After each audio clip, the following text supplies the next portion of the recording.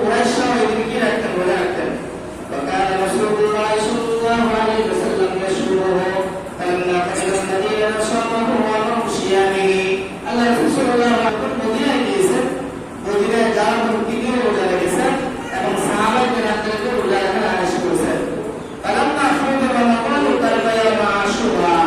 যখন রমজানের রোজা ফরজ হয়ে যায় তখন তিনি আশুরা রোজা ছেড়ে দেন কারণ শাহ সাল্লাল্লাহু আলাইহি ওয়াসাল্লাম আল্লাহ রাসূল যে চায় অর্থাৎ নফল রোজা যে চায় রাখতে পারবে আর যে চায় ছেড়ে দেওয়ার কোনো সমস্যা নাই কারণ রমজানের রোজা ফরজ হওয়ার পূর্বে আশুরা রোজা ফরজ ছিল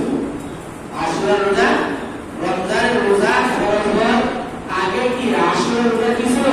ফরজ ছিল যখন রমজানের রোজাটা ফরজ হয়ে যায় তখন আশুরা রোজাটা কি হয়ে যায় নফল হয়ে যায় আল্লাহ রাসূল বলেন যার ইচ্ছা রাখবে যার ইচ্ছা সে ছেড়ে দিবে কারণ এটা হলো মুস্তাহাব নফল আমল নাকি মুস্তাহাব নফল আমল এমনকি আল্লাহ রাসূল সাল্লাল্লাহু আলাইহি ওয়াসাল্লাম হাদিস শরীফে এসেছে রুবাইয়াত বিনতে মুআফিজ ইবনে আফসার রাদিয়াল্লাহু তাআলা কে বলেন রাসূলুল্লাহ ওয়া রাসূলুহু সুরিয়াত সিগার মিনহুম ইনশাআল্লাহ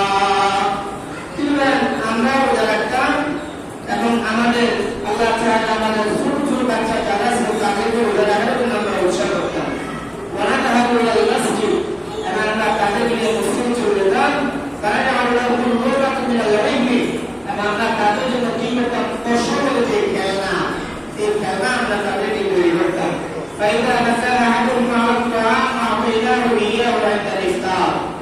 অর্থাৎ যখন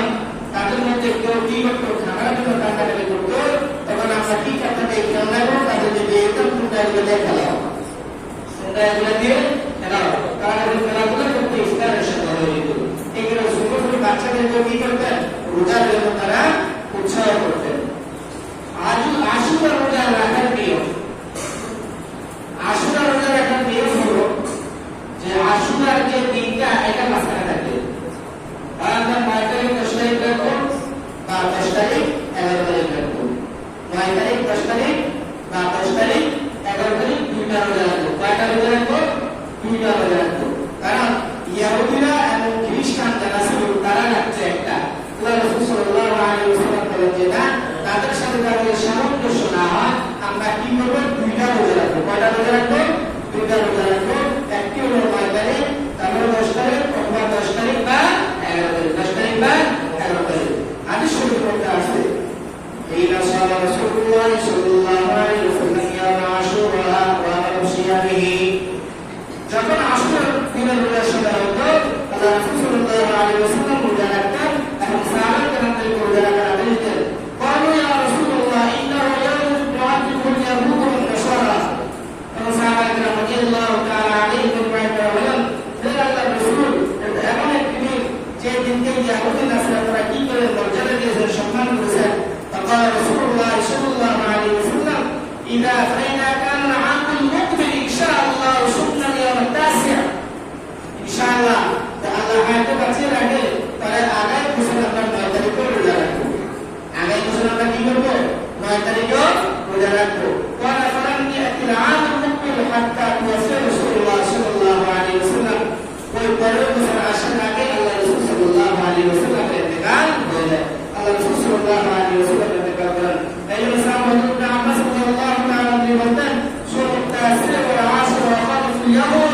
যে তোমরা 9 তারিখ বা 10 তারিখ রোজা রাখো বা 10 তারিখ বা 11 তারিখ রোজা রাখো যদি কাফের মুশরিক যারা আছে তাদের বিপরীত হয় তাদের কি হয় বিপরীত হয় আমরা হাদিস শরীফের মধ্যে আসছে রাসূল সাল্লাল্লাহু আলাইহি ওয়াসাল্লাম 11 তারিখের কথা বলেছেন 10 তারিখ 11 তারিখের কথা বলেছেন আল্লাহ রাসূল বলেন সুমু ইয়াউম আশুরা ওয়া খালিফুল ইয়াহুদা সুমু কবরা ইয়াউম আরবাতা ইয়াউম তোমরা আশুরার দিন রোজা রাখো এবং আশুরার দিনের আগের দিন রোজা রাখবা এবং তোমরা পরের দিন কি রাখবা রোজা রাখবা রোজা মানে এই বিশেষ আরেকটা আমল হলো তাওবা ইস্তিগফার করা যেহেতু এই দিনে আল্লাহ পাক রব্বুল আলামিন বহু জাতিকে মুক্তি দিয়েছেন এই দিনে আল্লাহ পাক রব্বুল আলামিন বহু জাতির তওবাকে কবুল করেছেন বড় সম্প্রদায়কে আল্লাহ পাক রব্বুল আলামিন মুক্তি দিয়েছেন নূহ আলাইহিস সালাতু ওয়াস সালামকে মুক্তি দিয়েছেন মুসা আলাইহিস সালাতু ওয়াস সালামকে মুক্তি দিয়েছেন বড় বড়